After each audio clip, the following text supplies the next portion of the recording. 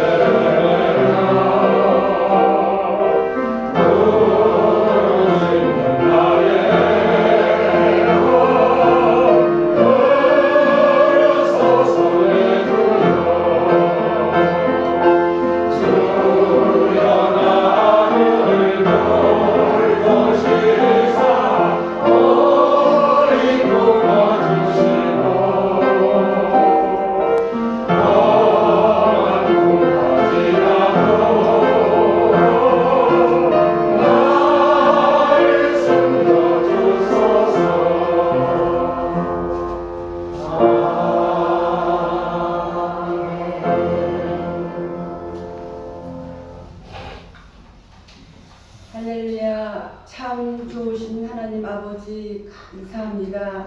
이 시간에도 함께 하옵소서. 은혜와 축복으로 항상 저희들 마음이 깨끗하게 하옵소서. 아버지께 영광 돌리기에 부족함이 없는 저희들이 되게 하시고 이 시간 이 예배가 아버지만 바라보는 예배가 되게 하옵소서. 구원의 핵심과 부활의 주님을 사랑합니다. 저희를 사랑하여 주시옵소서. 하나님 아버지, 우리 주님에게 더 이상 주춤하지 않게 하시고 진보되어 가는 교회가 되게 붙잡아 주시옵소서.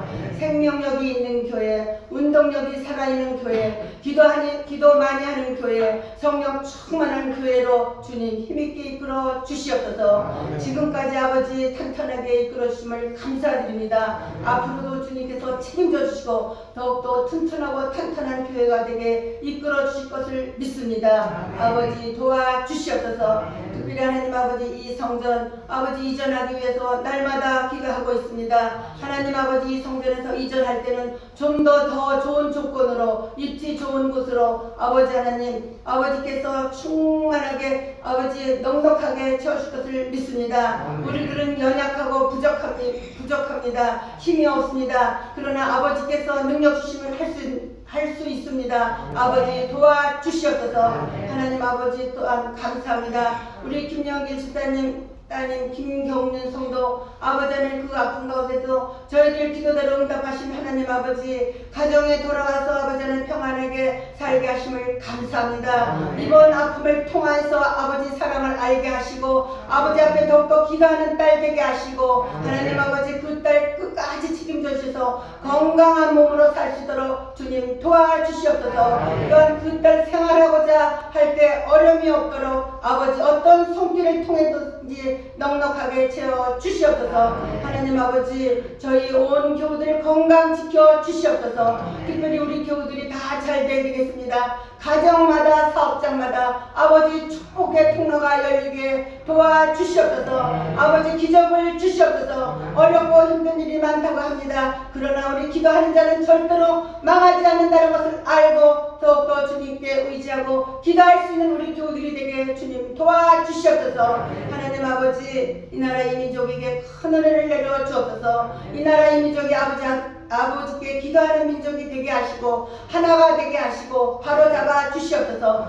경제를 회복시켜 주시옵소서. 한반도도 튼튼하게 지켜주실 것을 감사기도 드립니다. 하나님 아버지 이 시간 또한 말씀을 전하실 우리 목사님 더욱더 능력을 주시며 우리는 그 말씀을 들음으로써 변화되어서 아버지를 더욱더 사랑할 수 있는 마음을 주시옵기를 간절히 기도합니다. 하나님 아버지 이 시간에도 이 성전에 나오지 못한 우리 교우들 영상으로 예배드리는 교우들에게 아버지 하나님 큰 은혜로 채워 주시옵소서. 아버지 이 성전을 위하여 알게 모르게 늘 봉사하는 봉사자들도 있습니다. 그들에게도 큰 은혜를 내려주시고 축복하여 주시옵소서. 이 시간에 기도하지 못한 기도까지 다 이루어질 것을 믿사오며 감사하며 예수님 이름으로 기도드렸습니다. 아멘.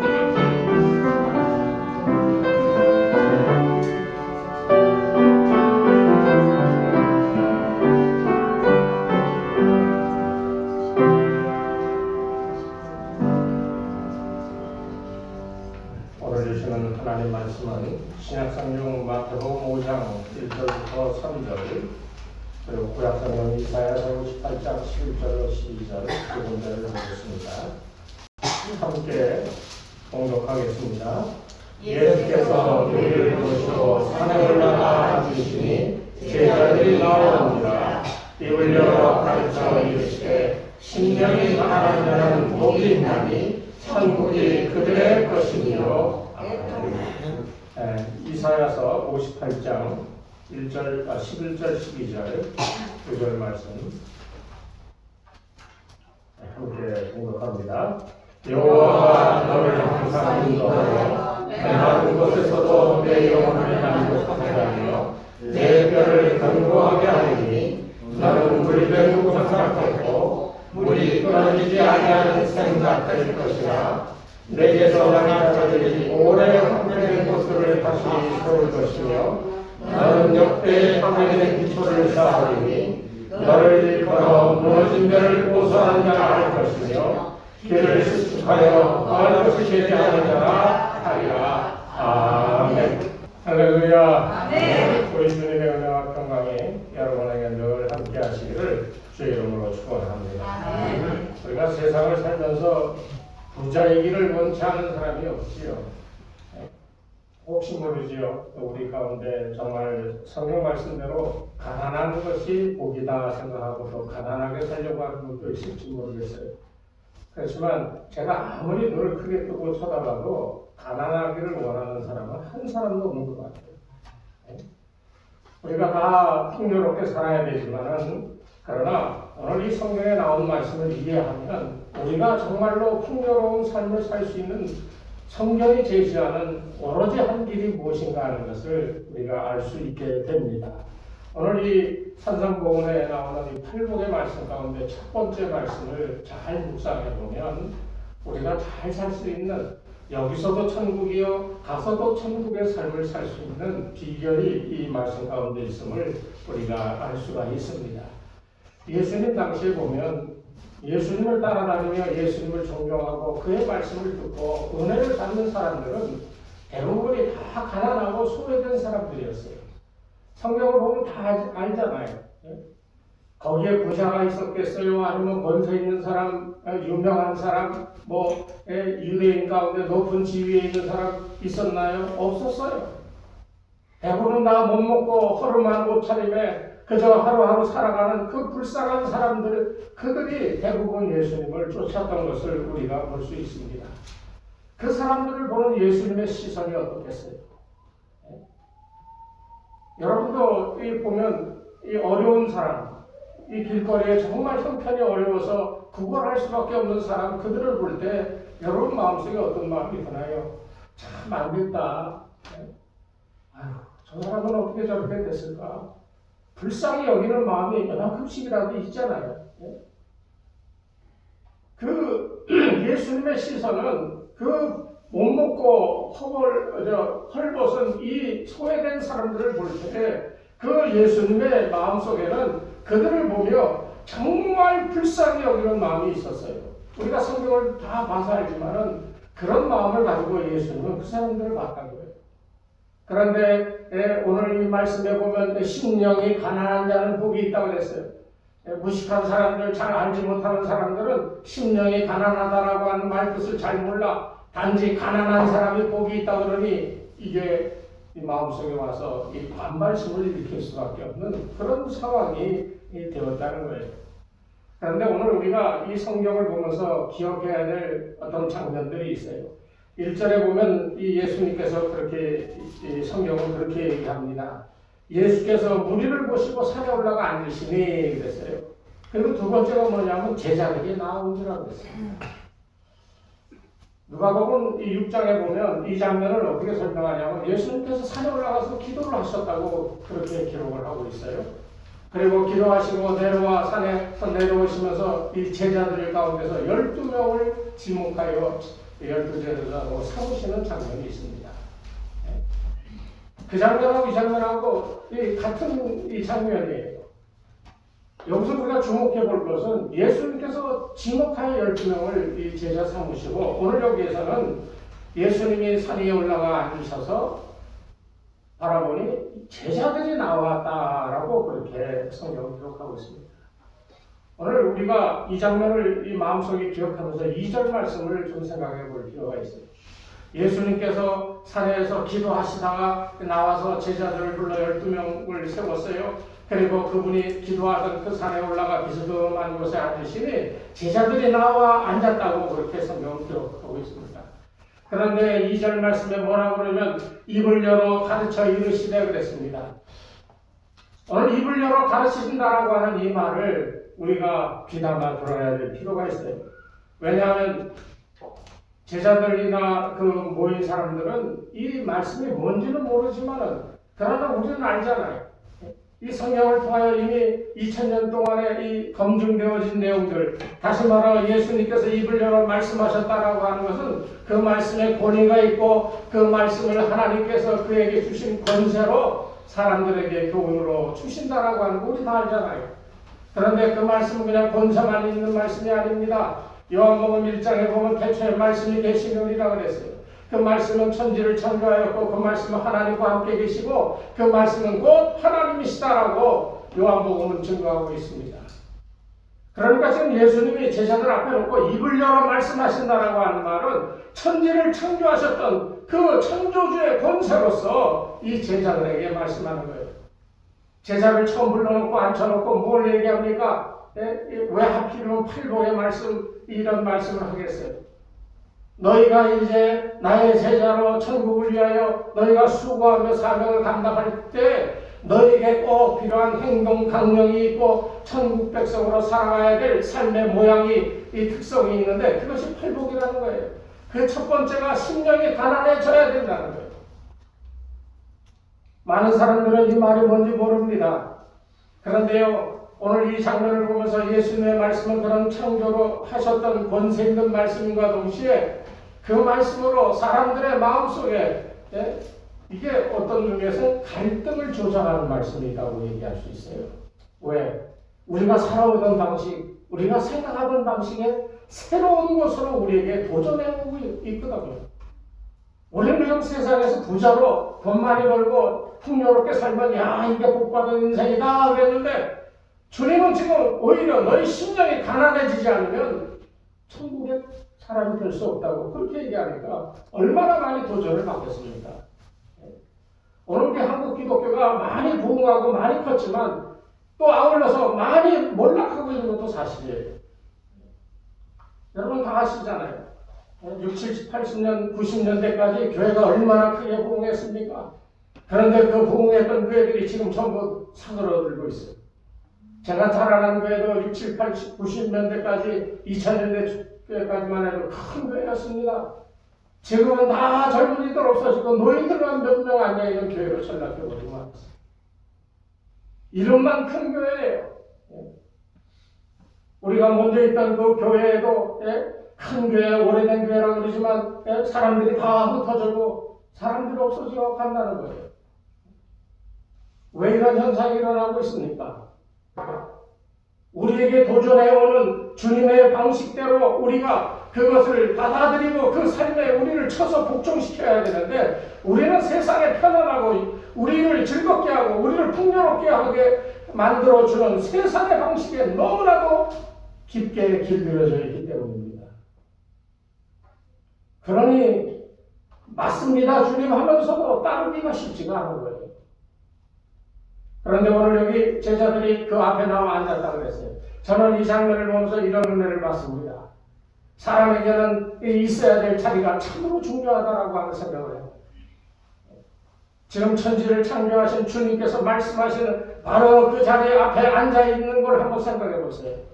오늘 이 시간에 주님께서 종을 통하여 하나님의 권세 있는 말씀을 선포할 때 이 자리에 앉아있는 여러분들이 얼마나 복된지를 여러분 깨달으시기를 바랍니다. 이게 은혜인 거예요. 다른 게 은혜가 아닙니다. 록펠러 같은 사람은요, 자기가 간증을 하면서 내가 큰 복을 받았다 하나님께. 그런데 원래부터 내게 큰 재물을 주신 게 아니다는 거예요. 자기에게 은혜를 주셔서 그 은혜 받은 이 록펠러가요, 무엇을 이 솔선수범했느냐 하면 세 가지를 하나님 앞에 약속하고 그걸 지켰다는 거예요. 그 세 가지가 뭐냐? 첫 번째, 다른 거 아닙니다. 예배를 드릴 때 예배당 앞자리에 꼭 나와 앉는다. 앞자리에 나와 앉는다 그랬어요. 그리고 두 번째가 뭐냐? 주일 성수한다는 거였어요. 세 번째가 뭔지 아시겠죠? 뭐요? 11조. 예배 드릴 때는 앞자리에 앉고 주일 성수를 꼭 하고 하나님 앞에 정직한 11조를 드리기로 이 록펠러가 하나님 앞에 서원하고 약속을 했어. 그리고 그 세 가지를 성실하게 지켜나가니까 하나님께서 이 사람을 크게 들어 쓰시는 역사가 있었다고 자기 스스로 그렇게 고백하고 있습니다. 자기가 있는 자리가 어느 자리인지를 아는 사람, 이게 중요한 거예요. 시편 1편은 우리에게 그것을 가르쳐 주고 있습니다. 사람은 아무 곳에나 앉고 서고 그러면 안 돼. 아무 길이나 가면 안 돼. 성경은 우리에게 분명하게 얘기하고 있는 것은 복이 있는 사람은 자리에 대한 철학이 투철한 사람이다. 내가 교만하거나 오만하거나 죄의 길에 앉지도 서지도 가지도 않는 이 같은 마음이 우리 가운데 있어야 된다는 거예요. 이 세자들은 하나님의 은혜를 믿고 세상에 살아가는 방식대로 자기 방식대로 죄의 방식대로가 아닌 다 그것을 내어놓고 주님 앞에 나와 앉았다는 겁니다. 이게 얼마나 귀한지를 아는 성도들이 되시기를 주의 이름으로 축원합니다. 여러분, 오늘 제가 여러분에게 얘기하고자 하는 한 가지는 가난입니다. 그것도 심령이 가난한 자라고 얘기를 했는데 이 가난하다라고 하는 거예요. 이거를 알기 위해서는 이 예수님이 말씀하시는 심령이 가난한 자는 복이 있나니 천국이 저의 것이며 할 때 그 말에 주체가 누군가 하는 것을 알아야 돼요. 내가 심령이 가난해서 복을 받는다? 이렇게 이해하면 이것은 빵점짜리예요. 여러분 언제든지 이런 은혜를 주고 그 베푸시는 이는 하나님이신 것을 알아야 돼요. 이 말씀의 핵심은 그런 겁니다. 심령이 가난함으로 그래서 복이 있는 게 아니야. 내가 심령을 가난하게 만들어서 복이 있는 게 아니에요. 이 말씀의 핵심은 복을 받은 자는, 다시 말하면 은혜를 입은 자는 자기의 심령의 은총을 받게 되면 그 은총을 받음으로 인하여 비로소 가난하게 된다는 거예요. 내 스스로 가난하게 만들어져서 은혜를 받는 게 아니라 하나님의 은혜가 내게 임하여 나로 하여금 그 은혜를 깨닫게 되어지고 그것으로 인해 가난하게 되어진다. 오늘 말씀의 핵심은 그겁니다. 오늘 우리가 하나님 앞에 은혜 받는 삶을 산다고 우리가 큰 소리 쳐보지만은, 그러나 보세요. 주의 은혜로 산다고 그러면서 주의 능력이 나타납니까? 우리의 기도가 우리에게 응답되어지는 일이 있습니까? 우리가 이 몇 주간 동안 이 새벽마다 기도하면서 우리는 증거들을 가지기 시작했어요. 그렇죠? 우리 권사님 기도하신 것처럼 우리 김영규 집사님 어때요? 딸 상태가? 회복 잘하고 있습니다. 네. 새벽마다 우리가 얼마나 기도했어요. 우리가 기도한 대로 하나님이 응답해 주시는 이 놀라운 증거들을 하나씩 둘씩 갖게 되는 거예요. 여러분 가정과 사업을 위해서 기도하는 것도요, 기다리십시오. 하나님께서 때가 되면 여러분에게 기도하신 대로 이상으로 쏟아부으시는 축복이 임할 줄 믿으시기 바랍니다. 이게 증거를 가지고 살아가는 사람들이 바라고 원해야 될 삶의 모습인 거예요. 그러니까 내가 부자가 됐다 하나님 땡큐가 아니에요. 하나님 땡큐는 내게 은혜를 베푸시니 그 은혜가 내 심령 속에 들어와 나를 이렇게 고치시고 나를 이렇게 인도하시니 감사합니다 하고 둘러보니까 내가 부유해지고 건강해져 있다는 겁니다. 믿습니까?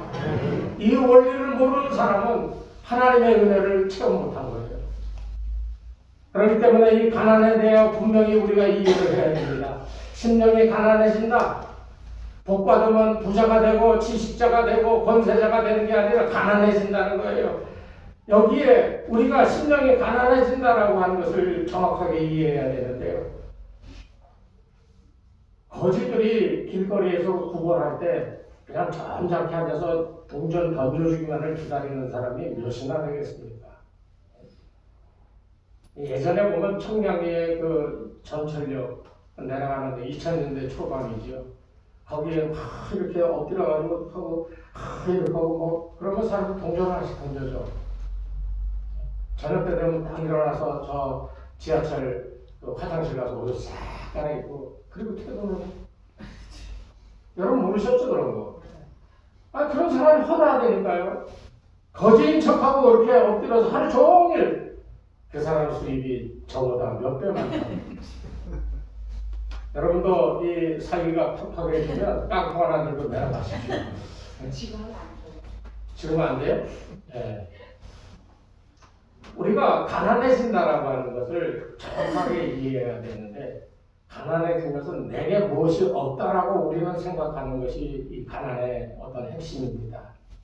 그런데 성경에서 얘기하는 가난은 우리가 무엇이 없어서 가난한 게 아니에요.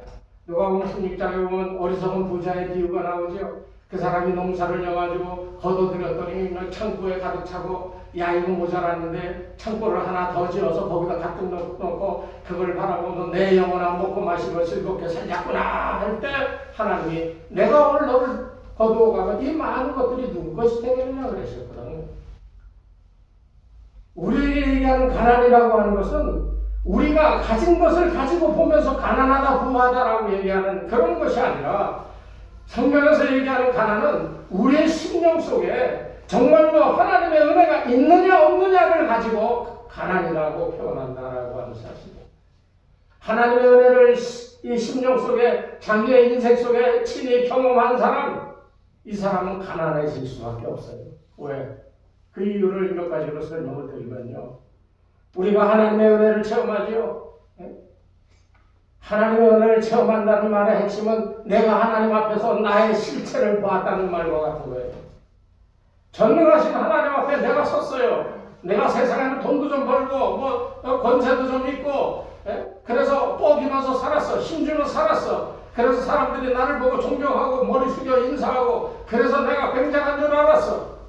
그런데 하나님 앞에 섰을 때에 그 전능하신 하나님 앞에 선 나의 모습은 너무나도 초라하고 고개를 들 수가 없고 구멍이 있으면 그 구멍 속에 들어가 숨고 싶은 그런 모습이었다는 거예요.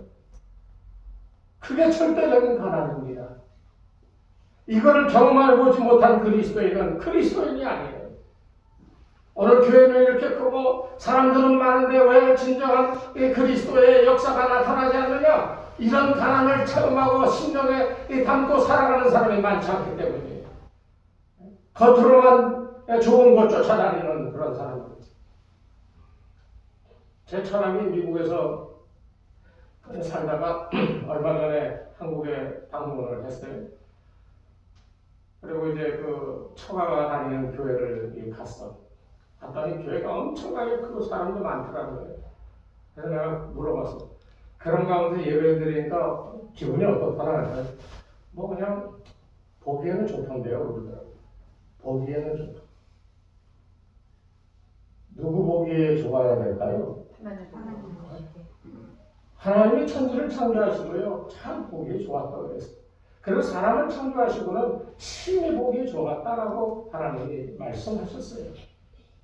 오늘 저와 여러분이 심령이 가난해져야 될 이유는 그 가난한 심령을 보시는 하나님의 시선이 우리를 보면서 야 불쌍하구나 가엾구나 그러면서 우리를 새롭게 해주시고자 하는 태초에 인간을 창조하시고 심히 보기 좋았다 하셨던 그 모양으로 하나님이 바꿔주시는 역사가 있을 때 그때 저와 여러분이 그것을 체험했을 때 비로소 우리는 하나님의 은혜가 뭔지를 아는 사람이고 그 은혜를 체험함으로 인하여 어떻게 살아가야 될지를 깨닫게 되어진다는 거예요.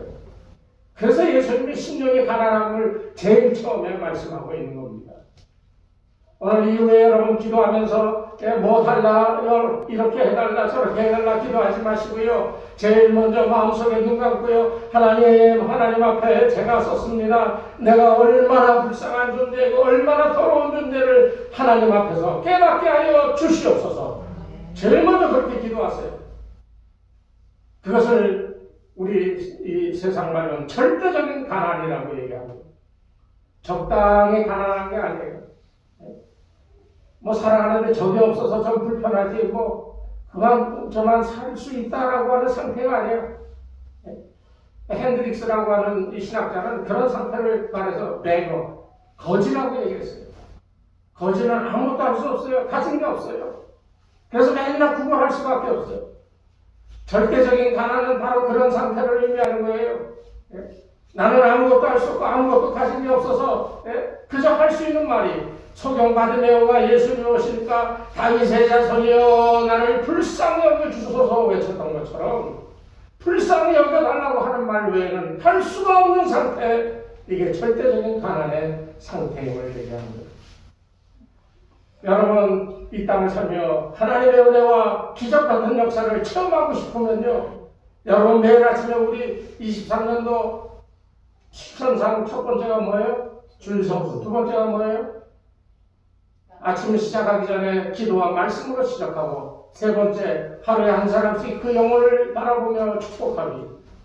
하나님의 말씀을 묵상하시면서요, 제일 먼저 우리가 해야 될 게 내 상태가 절대적인 하나님을 깨닫고 그 상태에서 하나님 앞에 부르짖어 우리로 하여금 그 절대적인 가난한 상태에서 하나님의 은혜를 체험할 수 있는 주여 불쌍히 여겨 주시옵소서 했을 때 주께서 가슴에 눈을 뜨게 주신 것처럼 바로 그런 역사에 그런 기적의 반복이 우리들 삶 속에 나타날 수 있도록 여러분 이런 것들을 위하여 기도하시고 그렇게 사시고 그리고 체험되어지시기를 주의 이름으로 축복합니다. 아멘.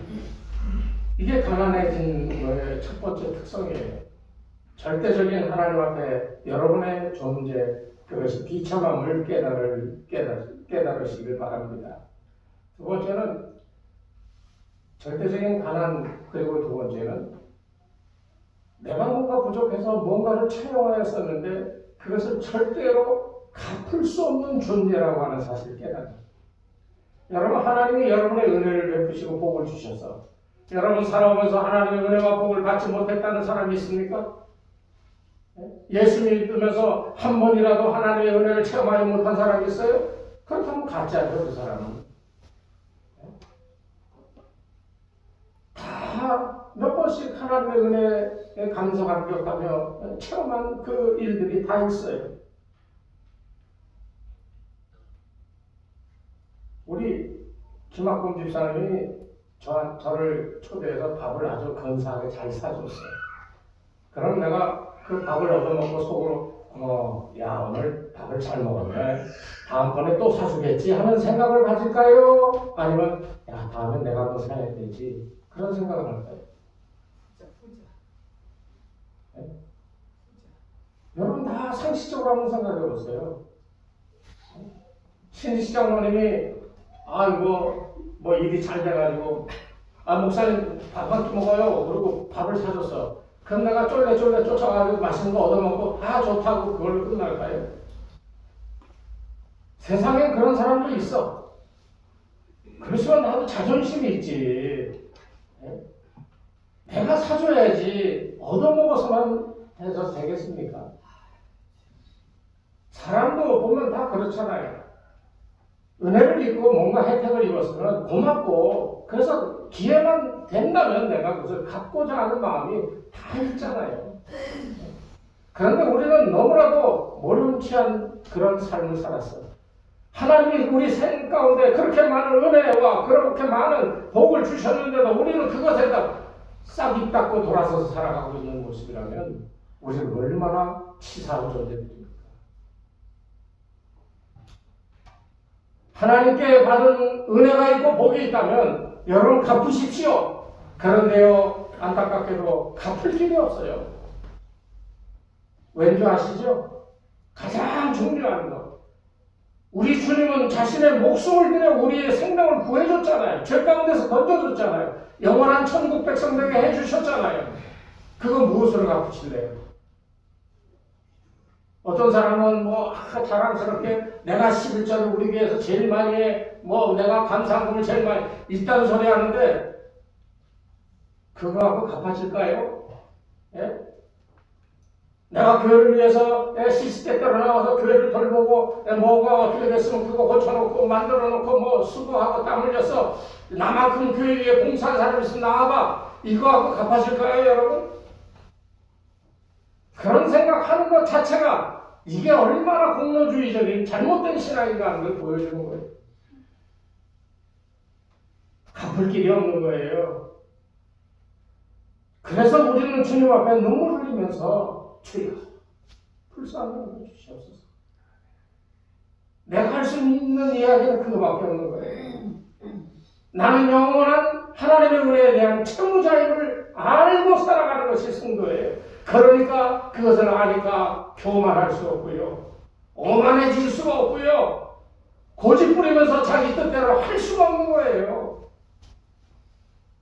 이런 믿음의 삶이 우리의 삶인데 우리는 마치 내가 모든 것을 가지고 다른 사람까지 내가 어떻게 할 수 있는 그런 존재로 여기며 살아가는 이런 오해를 하며 살아가는 인생이라면 빨리 돌아서야 됩니다. 빨리 돌아서야 돼요. 여기 그랬거든요. 심령이 가난한 자는 복이 있나니 천국이 저의 것입니다. 여러분 예수 믿는 이유가 복 받으려고 그래요? 저는 복 받으려고 예수 믿는 거 아닙니다. 극단적으로 얘기하면 나는 천국 가기 위해서 예수 믿는 거예요. 그런데 천국 가기 위해서 주님이 하신 말씀에는 심령이 가난도 해야 되고요, 주의 말씀 따라 거룩한 삶을 살아야 되고 중생하고 성화의 삶을 살아가야 되는 이 과정이 힘들고 어려워서 그렇지 목적은 천국 가는 겁니다. 그것을 고상하게 자꾸만 사람들이 살면서 이렇게 되고 저렇게 되고 하는 얘기하니까 우리의 목표가 흐려지는데요. 아니요, 우리의 목표는 천국 가는 거예요. 주님과 더불어 영원한 삶을 살아가는 거예요. 다른 거 없어요. 만약 누가 여러분 이 땅을 살아가면서 부자 되게 해주고 여러분 병을 낫게 해주고 이 땅에서 권세 있는 자로 살아가도록 내가 너에게 은혜를 베풀고 권세를 주겠다면 여러분 그것은 이단인 줄로 아시기 바랍니다. 우리는 우리의 삶이 어떠하든지 간에 천국 가기 위해 살아가는 사람입니다. 그러기 위해서는 오늘 주님의 첫 번째 말씀이 너희의 심령이 가난해야 돼. 그러기 위해서는 하나님 앞에서 볼 수 있어야 돼. 그 앞에서 자랑할 게 뭐 있어요? 고집 부릴 게 뭐 있어요? 예? 제가 신앙생활하면서 또 교회를 섬기면서 제일 어떤 사람이 정말 한 대 때려주고 싶은가 하면 뭣도 아닌데 고집만 부리는 사람들이 있어요. 세상적으로 봐도 별볼일 없는데 뭔 고집이 그렇게 세고 뭘 그렇게 잘났다고 큰 소리치고 아 진짜 그런 사람은 솔직히 얘기하고 당신 교회 오지 마 그러고 싶다니까. 그렇지만 우리가 다 하나님 앞에 죄인의 모습으로 서야 되기 때문에 그런 사람들도 안고 함께 일로와 주님 앞에 무릎 꿇어 그리고 주님 앞에서 너의 실제 모습이 어떠한가 하는 것을 철저하게 체험케 하는 것이 교회요 성도들의 의무이기 때문에 우리가 함께 교제하는 겁니다. 이해하시겠죠? 여러분 눈에 좀 꼴 같지 않고 좀 꼴사나운 사람이 있어도 그런 심적으로 안아야 되는 거예요. 제가 늘 설교하면서 그런 말씀도 이해를 들었지만 로마가 전쟁에 이겨서 포로를 줄줄이 손 엮어가지고 로마로 가. 그럼 이 포로들은 어디로 가는 거예요? 포로지만 로마 가는 거야. 여러분 우리가 예수님께 포로가 돼서 우리가 종이 되어서 예수님 앞에 손에 이 끈을 묶여서 예수님 가는 대로 졸졸 따라가고 우리는 포로로 가는 거지만 어디 가요? 천국 가는 거예요. 그걸 생각하셔야 돼요. 그렇기 때문에 여러분 꼭 기억하십시오. 매일매일 우리는 빚을 갚을 수 없는 채무자인 것을 기억하여 겸손하게 주님 오늘 무엇을 하기를 원하십니까? 그래서 아침마다 성경 읽고 기도로 시작하라고 그러는 거예요. 간절히 바라기는 주님 앞에서 겸손하게 주의 뜻을 묻는 그런 은혜가 여러분에게 있기를 주 이름으로 축원합니다. 그리고 마지막 한 가지가 뭐냐? 채무자 그리고 주님 앞에 나는 절대적인 가난한 자. 그럼 어떻게 살아요? 쉽게 얘기해서 거지가 됐어. 그거 어떻게 살아요? 빌어먹어야죠. 거지가 됐으니 어떡합니까? 제발 한 푼만 달라고 그렇게 손 내밀어야죠. 아, 따뜻하진 않더라도 찬밥이라도 있으면 한 덩어리 주십시오. 집집마다 나누면서 두들기고 달라고 구걸을 해야죠. 신앙생활도 마찬가지인 거예요. 가난합니까? 하나님의 은혜로 내 심령이 가난한 것을 체험한 사람은 매일매일 하나님을 바라보며 하나님께 구걸해야 되는 거예요. 쉽게 얘기하면. 하나님 이거 좀 주세요. 이거 좀 주세요. 오늘 우리가 얼마나 잘났습니까? 뭐가 그렇게 대단합니까? 하나님 앞에 왜 머리 숙여 겸손하게 내 삶의 형편을 아뢰고 하나님 제발 좀 주세요라고 겸손하게 왜 매달리지 못하냐는 거예요. 뭐 그렇게 대단한 사람이라고 뭐 그렇게 가진 게 많고 잘났다고 하나님 앞에 왜 머리 숙여 무릎 꿇고 달라고 애원하지 않냐는 거예요. 이스라엘의 죄가 바로 그겁니다. 여러분. 하나님을 멀리하고 이방 우상신을 섬겼던 그 사람들 하나님 앞으로 돌아와서 하나님 앞에 죄의 사함을 받고 용서를 구한 후에 은총을 입어야 되는데 하나님이라고 하는 문제를 기억해. 그러니까 제사는 잘 드렸어요. 구약의 선지서들을 쭉 보면 계속 몇 번 나오는 말씀이 그거거든요. 너희가 참 내가 명한 대로 제사는 참 바르게 잘 지내는구나. 그런데 너희 마음이 나에게서 떠났구나. 그래서 멸망당하고 있다고. 오늘 우리가 그렇게 되지 말라는 법이 어디 있습니까? 모양은 그럴듯한데요. 속으로는 우리가 하고 싶은 대로 다 해요. 주일날 나와 예배도 드리고 헌금도 드리고 봉사도 하고 성도의 교제를 친밀하게 나누고 그런데 속으로는 딴 생각하고 딴 일을 최우선적으로 생각한다면 무엇을 하나님께로부터 받겠습니까? 너희가 예배는 그럴듯하고 헌금도 그럴듯하게 드리는데 너희의 마음은 나에게 있지 않고 딴 데 있구나. 여러분에게 간절히 부탁드립니다. 오늘 이후로 여러분 하나님 앞에 그냥 머리 숙여 무릎 꿇고 주여 불쌍히 여겨 주시옵소서 기도하시기 바랍니다. 하나님께 애를 묻고 하세요. 속된 말로 거지가 동량을 구하며 좀 달라고 손 내미는 것 같이 그런 간절한 마음으로 나는 아무것도 없습니다. 나는 할 수 있는 게 없습니다. 나는 채무자입니다. 갚을 길도 없습니다. 그러니 주여 나로 살게 하여 주시옵소서. 간구할 수 있는 믿음들 되시기를 주의 이름으로 축원합니다. 이게 천국 가는 방법이에요.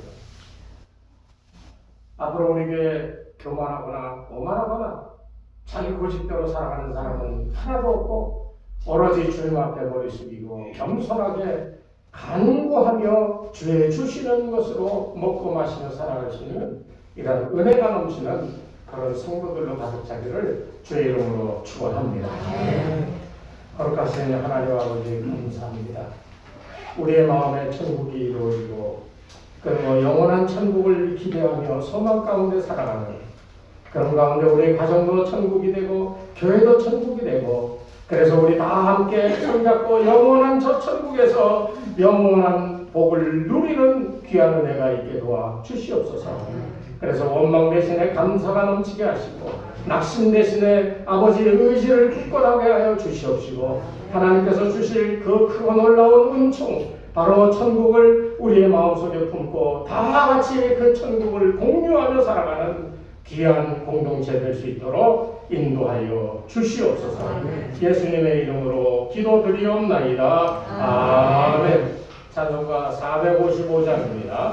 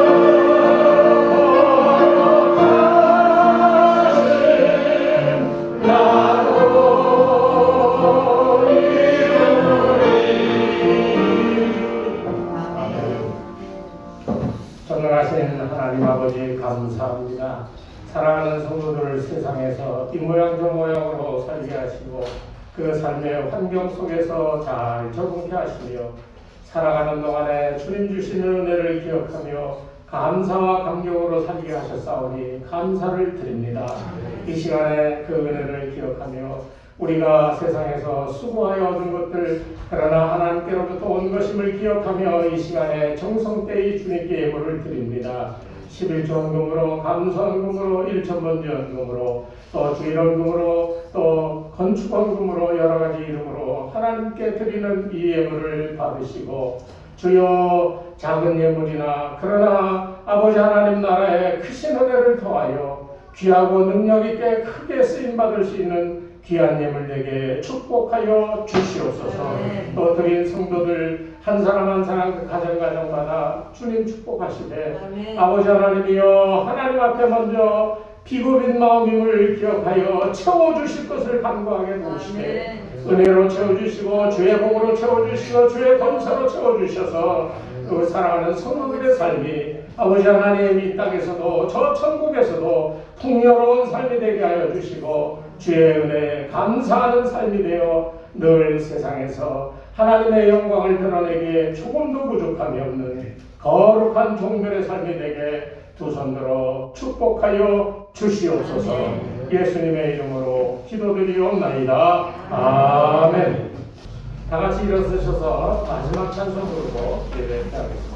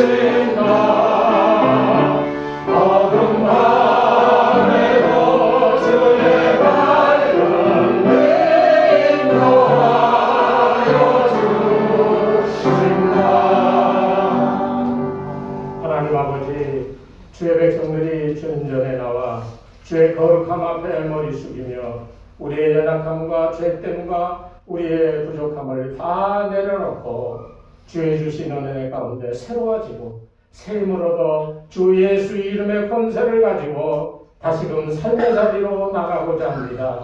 주여 주의 백성들을 지켜주시되 저들의 삶에 하나님의 전능하신 능력이 권세가 힘이 함께하여 세상에서 실종하지 않게 도와주시고 세상 끝까지 동행하시는 은혜로 함께하여 주시옵소서. 이제는 우리 주 예수 그리스도의 은혜와 하나님 아버지의 무한하신 사랑하심과 성령님의 감화감동 인도하심이 이 시간 머리 숙인 주의 백성들 위해 저들의 자녀와 그 가정 위에 생업 위에 이 교회 위에 이제로부터 영원토록 함께 하옵시기를 간절히 축원하옵나이다. 아멘.